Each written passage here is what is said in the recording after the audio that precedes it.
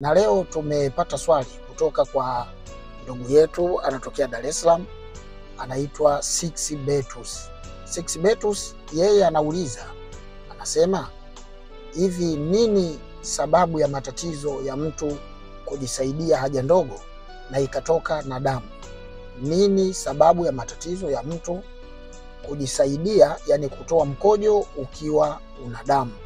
Asante sana ndugu yetu Six Betus kutokea Dar es Salaam kwa swali lako, na tunajibu kama ifuatavyo. Matatizo haya ya mtu kujisaidia haja ndogo na mkojo ukawa una damu yapo sana na yanaathiri watu wengi sana. Haya matatizo, wako watu wanapata hiyo hali, na mwingine anajisaidia haja ndogo na mwisho ndio anatoa damu, lakini watu wengi hawajui nini sababu. Tatizo hili lina sababu nyingi sana, lakini moja ya sababu ni maambukizi ya bakteria katika njia ya mkojo, yani UTI inapokuwa kali, inapokuwa UTI sugu imempata mtu kwa muda mrefu, basi inaweza kuleta hiyo hali ya mtu kujisaidia haja ndogo, aidha mkojo ule ukawa unatoka na damu, kwa maana unatoka na rangi ile ya damu, ama mwisho akimaliza mkojo anatoa damu. Hiyo inatokana na maambukizi ya bakteria katika njia ya mkojo, yani UTI, kwa maana ya urinary tract infection. Lakini sababu nyingine ni magonjwa yale ya kuwa na mawe katika figo. Watu wengi wanapata hii shida, na hii shida inatokana na kutokuwa na kufanya service katika miili yetu. Unajua mwili unahitaji service, kwa sababu vyakula tunavyokula vina kemikali, vinakuwa na michanga, vinakuwa na mawe, vinakuwa na vitu kadha wa kadha. Kwa hiyo ni muhimu tukawa na utamaduni wa kufanya service ya miili yetu, yani kuflash miili yetu, na hiyo inawezekana kwa kutumia dawa asili ambazo zipo.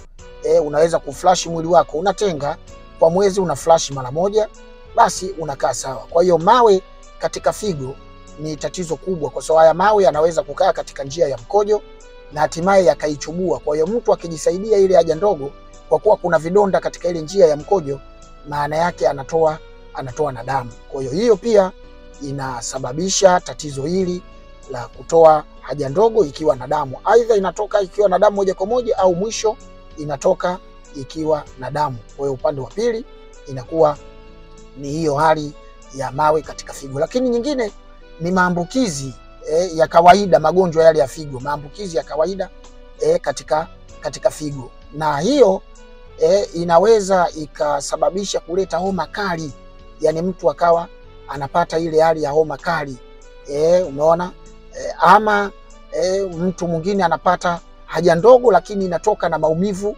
makali kwa sababu ya haya maambukizi katika figo, na hiyo inasababisha mtu kujisaidia haja ndogo na ile haja inakuwa ina damu. Na mwisho kabisa tatizo la saratani katika kibofu cha mkojo. Watu ambao wana dalili za saratani ama wana saratani katika kibofu cha mkojo wanajisaidia haja ikiwa na damu, ama mwisho au wakati wa kujisaidia. Kwa hiyo tatizo hili, ili kujua nini shida, kwa sababu kuna mambo mengi, inaweza kwa UTI kali, njia ya mkojo imechubuka kutokana na mawe, ama saratani, ama maambukizi ya figo, ni muhimu ukaenda kwenye kituo cha afya kwa ajili ya kufanya vipimo, ukaona kati ya haya tuliyosema lipi ambalo limeathiri kibofu chako cha mkojo, ama imeathiri figo zako na inasababisha kutoa hiyo hali ya damu. Asante sana ndugu yetu Six Betus kwa swali lako kutokea Dar es Salaam, na haya ndiyo majibu ya mtu kujisaidia haja ndogo na yule haja ndogo ikatoka kuwa na damu. Kama una swali lolote unataka kutuuliza, andika hapo chini kwenye comment swali lako, sisi tutaliona na tutakujibu. Andika jina lako, sehemu unayotokea pamoja na swali lako. Sisi ni Kimimbi Herbal Clinic, wataalamu wa tiba mbadala. Tunatibu magonjwa mbalimbali ya kibiolojia, tunashauri pamoja na kupima.